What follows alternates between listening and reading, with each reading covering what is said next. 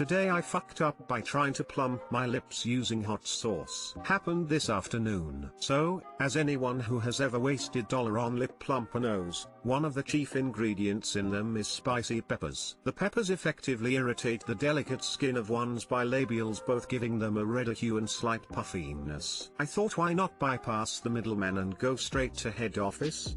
And went to my fridge. Now, I have a surprisingly large collection of literally inedible, to most, hot sauces because my daughter thinks it's hilarious to stuff my Christmas stocking with one every year. They range from names like Ass Reaper to Frostbite, with varying levels of funny monikers and Scoville levels. I decided to go with the big guns and grabbed one called Magma. This hot sauce has a layer of chili oil sitting atop vinegar that you shake up to dilute the chili. The chili oil has a Scoville of a blistering 1 million, but once diluted after shaking it's still a whopping 500,000. That registers into the hottest levels of hot sauce. Okay, so I give it a rudimentary shake and pour a few drops onto a napkin and pat it on the outside of my lips. I can stand, and do like, heat in my food, so the initial heat wasn't that bad. I decided to put a little more on, but on the inside of my lips too. What could that hurt? In for a penny, in for a pound, right? Right after I did this, I jump in my car and drive to get some sterling silver I needed for an order of jewelry I'm working on. As I was driving there, my lips were really starting to tingle, but there were other sensations too. My chin and the skin up to and including my nose felt weird and kind of numb. It wasn't completely unpleasant, so I wasn't too worried. The lips felt buzzy and I could feel the heat, but it had yet to reach its full potential. I got to the store and, 'cause I'm not an asshole in a pandemic, I put on my mask and sauntered in. Now, I don't know why the act of breathing into the closed space of the mask created a thermal reaction akin to a nuclear meltdown, but halfway through my transaction I was starting to feel extremely uncomfortable. Like, barely being able to talk uncomfortable. I rushed out to my car and grabbed the first thing I thought of to cool my lips. Lip balm. Big mistake. There was mint in it and it now inflamed my beleaguered lips even worse. In a panic I decide to drive to a grocery store and maybe buy some yogurt to bury my lips into. Halfway to the nearest grocery I remember there is an open box of chocolate-covered graham wafers in the back seat of the car. I had read somewhere that sugar helps temper spicy and thought maybe the dairy in the chocolate might help too. Careen into the parking lot of HomeSense and practically kill a couple people walking while I'm trying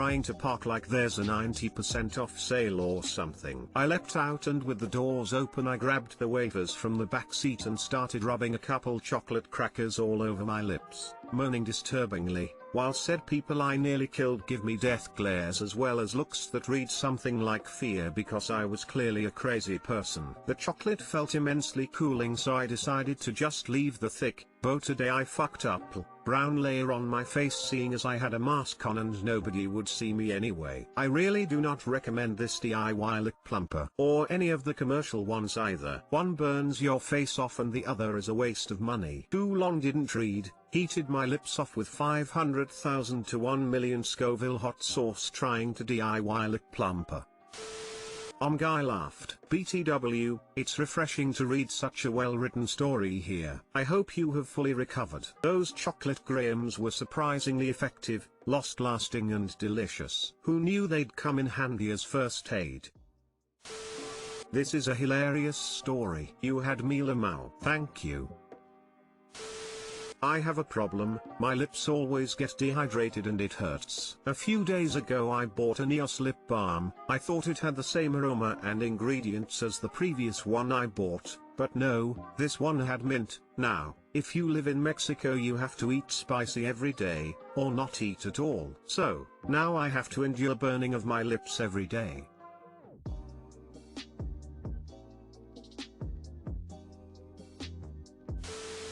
Missed out on an epic too long didn't read. Tried to give myself homemade lip plumping, ended up giving myself a dirty Sanchez. Did it work? Maybe a little, but 11/10 would not recommend. Today I fucked up by trespassing on the world's largest Navy base, as a civilian, repeatedly, and subsequently being detained and interrogated by the US Navy and Homeland Security. Obligatory disclaimer that this actually happened 15 years ago, 2005-ish. If it had actually happened today, I'd probably STFU about it. In 2005 I was a young student at Old Dominion University, in Norfolk, Virginia. I drove a Jeep I had inherited from my father, who spent many years working for civilian government contractors that worked closely with local military installations. This becomes relevant. Nearby is Norfolk Naval Station, which is home to the largest concentration of US Navy forces, including thousands of very young, very dumb sailors. There are also thousands of responsible, intelligent sailors as well, but I had not been acquainted with many at this time. One sailor in particular, we will call him Kevin, because dumb, lived in close proximity to Odu and hung out with the same friend group as me. Kevin liked to get fucked up,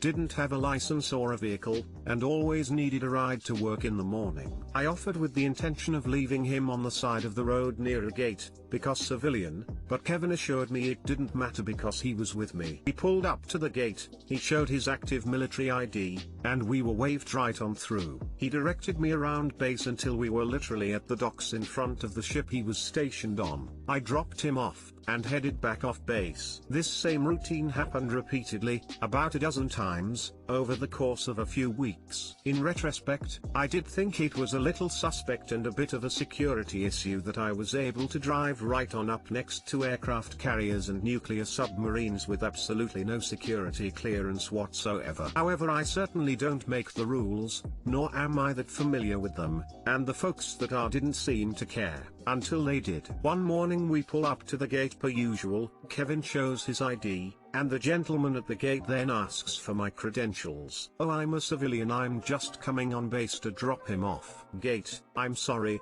what? Kevin, yeah, she's just dropping me off, like we always do. Gate, okay, that's a hard no. At this point I am directed to pull over just inside the gate, where Kevin and I are both removed from the car and detained separately in little booths at the gate. After a very short wait I am greeted by a variety of naval officers and federal agents from Homeland Security. I answered all of their questions honestly, and explained exactly how, when, and where I'd been admitted on base. Officer, now where in the hell did you get the DoD stickers that are displayed on your windshield? Turns out the main reason no one bothered checking my credentials was because of some stickers on the windshield that had been there since my father drove the Jeep, while employed as a civilian contractor. Officer, do you understand how much trouble your father could be in for not removing those stickers? Do you understand how much trouble the sailor you were with is in? Me, my father is retired, and honestly sirs, I have absolutely no idea how much trouble anyone is in,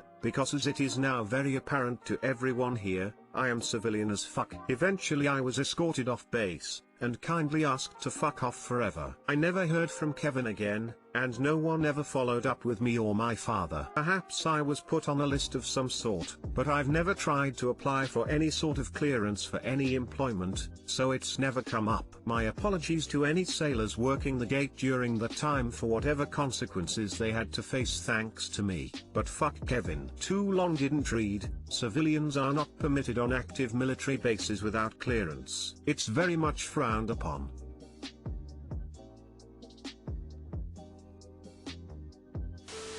This isn't really a foo, this was standard process for a while. Later they started asking to see driver's ID as well as passenger military ID. Now most bases you need to get a pass at the tag office after a quick background. Most bases besides overseas you can escort anyone on if you're E5 or above. They also let food apps deliver.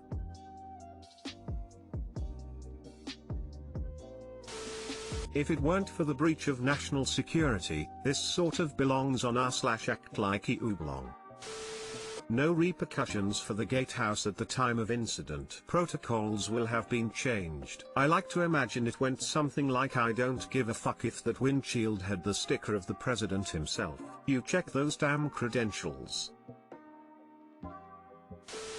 Nope, because I'm a civilian. That was an excellent answer. Depends on the base. I'm on MCB Camp Pendleton all the time, but can't get on nearby Mars Miramar, except for the air show. or NB San Diego can confirm. It's pretty much a state your name and business sorta deal. You get temp tags. At least that was back in the early 2000s. Haven't tried to get on one with my VA ID card, haven't been on one since I got out of the service. Today I fucked up by telling someone to yeet themselves. Background, I 33M have a goddaughter 16F that I spent some time with weekly due to being the only consistent father figure in her life. Over time, I've learned some of the hip lingo from her and have used it with her as a way to connect. One such word is yeet. I own a recruiting firm, and had a conference call with a potential client today. The clients had 20 people scheduled for the call as our services offered would have helped with their departments. The conference call was over Zoom. Just prior to the conference call, I had an unexpected call with my goddaughter. I got to my conference call and set up ahead of time, just waiting for all the client's people to show up. When the client's people started showing up, I did a quick chat to welcome each of them. The 14th person was having video issues as they couldn't see my shared screen. I responded by saying out loud, "Yeet yourself from the meeting and rejoin and see if that helps." Without even thinking about it, the call went quiet after that. A minute later, people started jumping off the call, and I received a phone call from the account manager that I had set up the presentation through saying they've opted not to go with our services as our language choice doesn't fit with their company culture. Too long didn't read, I lost a major client because I got told a person to yeet themselves from a conference call and rejoin. Being an old 33, I had to pause and Google yeet. This is a delightful story. I expected that to be worse, like someone yeeting themselves off a building. I'm waiting for the day you learn poggers. I would like to boycott your client's firm. Amazon. You kinda dodged a bullet there probably. If they're going to shun you because of one fucking word, they'd have probably been utter cockbags to deal with. Yeah, did they think it's a swear or something? What kind of absolute waste of space would give a shit about using one inoffensive slang word?